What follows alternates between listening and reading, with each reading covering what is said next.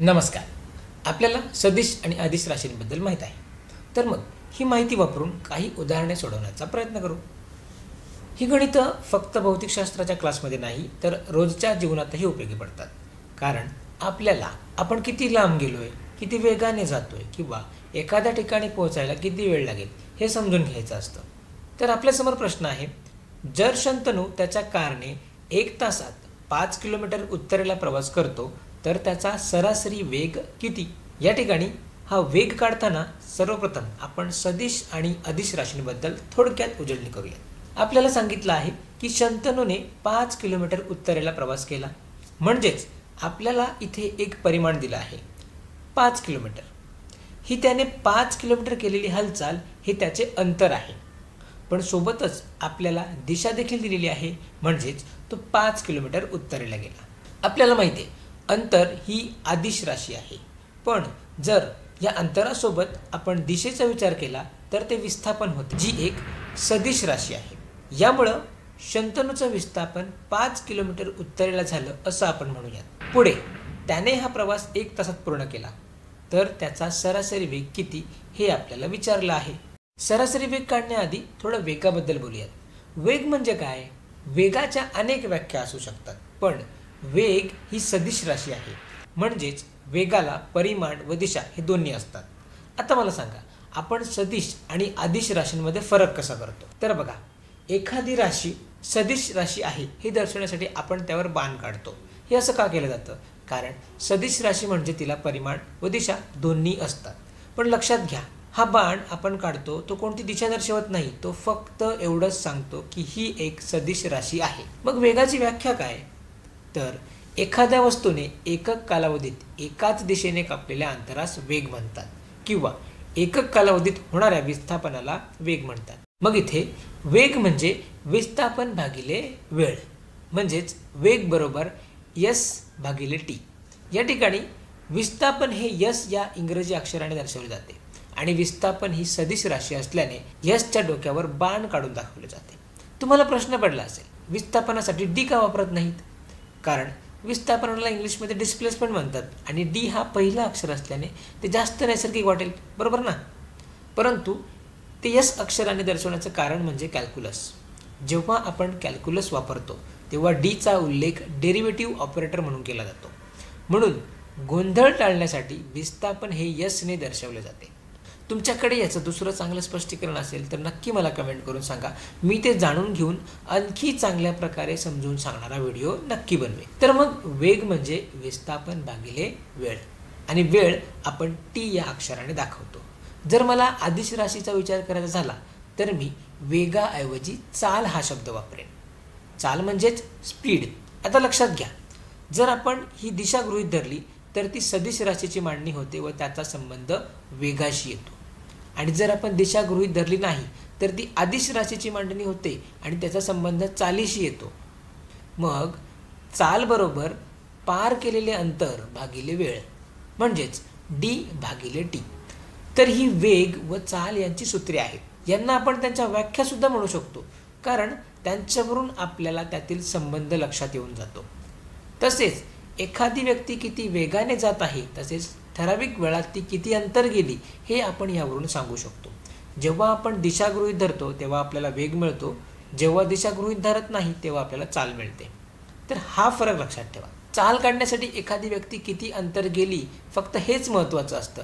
म्हणून चाल काढण्यासाठी आपण अंतर ही अदिश राशी वापरतो, पण जेव्हा अंतरासोबत आपण दिशासुद्धा गृहीत धरतो तेव्हा ते विस्थापन असते, मग ती सदिश राशी असते. म्हणून वेग काढण्यासाठी आपण विस्थापन गृहीत धरतो. आता आपण वेग व चाल यांच्यातील फरक लक्षात घेतला. आता शंतनूचा सरासरी वेग काढूया.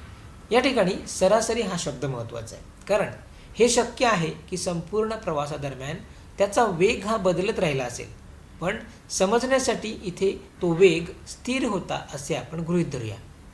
तर आता त्याचा सरासरी वेग काढूया. शंतनूचं विस्थापन 5 किलोमीटर उत्तरेकडे झालं आहे हे आपण पाहिलं. मग मी लिहिले 5 किलोमीटर आणि दिशा उत्तर. याला भागिले आपण 5 किलोमीटर विस्थापन होण्यास लागलेला वेळ घेऊयात. पण इथे एक गोष्ट लक्षात घ्या, हा जो T आहे ना, हा वेळेतील बदल दाखवतो. हा सुद्धा कधी कधी या टी सोबत असा त्रिकोण असतो आणि कधी कधी फक्त टी असतो. या त्रिकोणाला डेल्टा म्हणतात. डेल्टा म्हणजे च्यामध्ये बदल. म्हणून डेल्टा टी किंवा नुसता टी म्हणजे वेळेतील बदल हे लक्षात ठेवा. तर वेळेतील बदल 1 तास इतका आहे, म्हणून आपण इथे लिहिले 1 तास. जर यातील फक्त संख्यात्मक भाग लक्षात घेतला तर आपण हे 5/1 असं लिहू शकतो आणि त्यांच्या पुढे त्यांची एकके सुद्धा त्यांच्यासारखी अंश आणि छेदाच्या स्वरूपात लिहू शकतो. म्हणजे हे आपण कसं म्हणणार तर 5/1 किलोमीटर प्रति तास. तसेच त्यांची दिशा उत्तरेकडे, किंवा आपण असं देखील म्हणू शकतो की 5 किलोमीटर प्रति तास उत्तरेकडे. तर हे विस्थापन 5 किलोमीटर प्रति तास उत्तरेकडे आहे. तर मग शंतनूचा सरासरी वेग किती? तर 1 तासाला 5 किलोमीटर म्हणजेच 5 किलोमीटर प्रति तास. आपण इथे वेग काढतो म्हणून दिशा उत्तरेकडे आहे हे दाखवावं लागेल. पण जर फक्त 5 किलोमीटर प्रति तास असं म्हटलं तर ते आपल्याला सरासरी चाल दाखवेल, जी अदिश राशी आहे. जर आपल्याला सदिश राशी हवी असेल तर आपल्याला दिशा देखील दर्शवणं गरजेचं आहे. कुणी विचारलं शंतनूची सरासरी चाल किती होती, तर आपण म्हणू शकतो 1 तासात तो ज्या अंतरापर्यंत गेला ते अंतर. इथे आपण दिशेचा विचार करणार नाही. ते अंतर किती आहे तर 5 किलोमीटर आणि त्याने ते 1 तासात पूर्ण केलं. त्यामुळं त्याच्या वेळेतील बदल 1 तास आहे. म्हणजेच आपण म्हणू शकतो की सरासरी चाल बरोबर 5 किलोमीटर प्रति तास. तर पुन्हा एकदा लक्षात घ्या की इथे आपण फक्त परिमाण देत आहोत, त्यामुळे ही अदिश राशी आहे. जर तुम्हाला सदिश राशी हवी असेल तर तुम्हाला अंतरासोबत उत्तरेकडे हे सुद्धा सांगावे लागेल.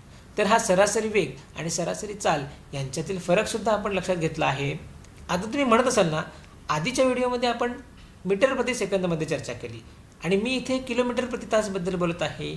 मग इथे सुद्धा आपल्याला मीटर प्रति सेकंदमध्ये सरासरी चाल किंवा वेग हवा असेल तर जर मला इथे जाणून घ्यायचं असेल की त्याने 1 सेकंदात किती प्रवास केला तर मग या ठिकाणी एककाचं रूपांतरण करावं लागेल. मग आता हे रूपांतर कसं करतात ते आपण बघूयात. थोडासा विचार करा. जर आपल्याला किलोमीटर प्रति तासचं रूपांतर मीटर प्रति सेकंदमध्ये करायचं असेल तर आपण कसं करू शकतो बरं? अतिशय व्यवस्थितपणे आपण हे समजून घेऊ. तर सर्वप्रथम 1 तासात आपण किती मीटर प्रवास करतो हे लक्षात घ्यावं लागेल. आता हे 5 किलोमीटर प्रति तास आहे, याला सर्वप्रथम मीटर प्रति तासमध्ये रूपांतरित करून घेऊ. तर या ठिकाणी हा मीटर मी अंशामध्ये आणि किलोमीटर छेदामध्ये ठेवतो, कारण असं केल्याने किलोमीटर ही एकके बाद होऊन जाते. आता सांगा 1 किलोमीटरमध्ये किती मीटर असतात बरं? तर 1000 मीटर. आता या 2 राशींचा आपण गुणाकार करू. तर इथे किलोमीटर बाद होतात. मग पुढे आपल्याला मिळते 5 गुणिले 1000 आणि पुढे अंशस्थानी शिल्लक राहिलेला हा मीटर आणि छेदस्थानी शिल्लक राहिलेला हा तास आपण लिहिला. तर गुणाकार करताना आपण क्रम बदलू शकतो, त्यामुळे हे आपण असं लिहिलं आहे. आता हा गुणाकार केल्यावर आपल्याला मिळतात 5000 मीटर प्रति तास. सो अशा प्रकारे आपले मीटर प्रति तासमध्ये रूपांतर करून झाले. जर इथे लक्षात घेतलं तर 5 किलोमीटर म्हणजे 5000 मीटर हे आपण मनातल्या मनात सुद्धा करू शकलो असतो. पण अशा प्रकारचं आयामात्मक विश्लेषण आणि एककांचं रूपांतरण करणे आपल्याला खूप उपयोगी ठरू शकतं. विशेषतः जेव्हा आपण समजण्यास कठीण अशा एककांची गुंतागुंतीची उदाहरणं सोडवतो ना, तेव्हा हे फायदेशीर ठरू शकतं. आपल्याला माहीत झालं जर आपण 1 तासात 5 किलोमीटर जाऊ तर यामध्ये 5000 मीटर येतात, त्यामुळं हे खूप जास्त वाटतात. मग जर आपण मीटर प्रति तासबद्दल बोलत राहू तर आपल्याला असेच मोठे आकडे मिळत राहतील. मग आता या तासांचे सेकंदामध्ये रूपांतर करू, म्हणजे शेवटी आपल्याला मीटर प्रति सेकंदमध्ये सरासरी चाल व वेग मिळेल. बरोबर?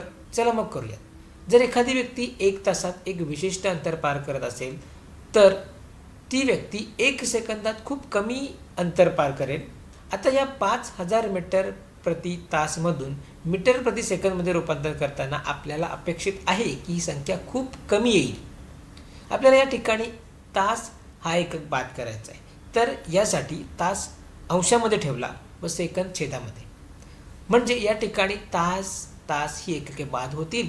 मग ही तास प्रति सेकंद अशी मांडणी झाली. मग 1 तास बरोबर किती सेकंद? तर मला सांगा 1 मिनिट बरोबर किती सेकंद?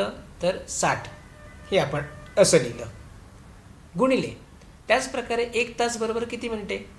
तर 60. तर हे असं लिहिलं.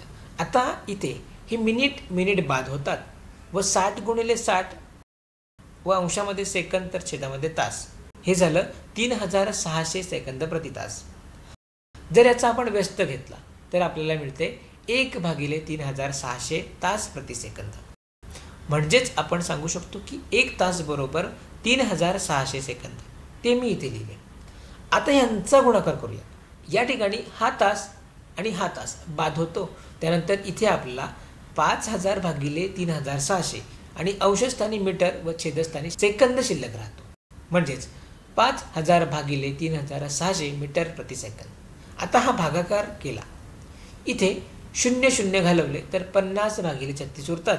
शेवटी यांचा भाग घेतला तर आपल्याला उत्तर मिळते 1.39 मीटर प्रति सेकंद. म्हणून शंतनूची सरासरी चाल 1.39 मीटर प्रति सेकंद इतकी होती.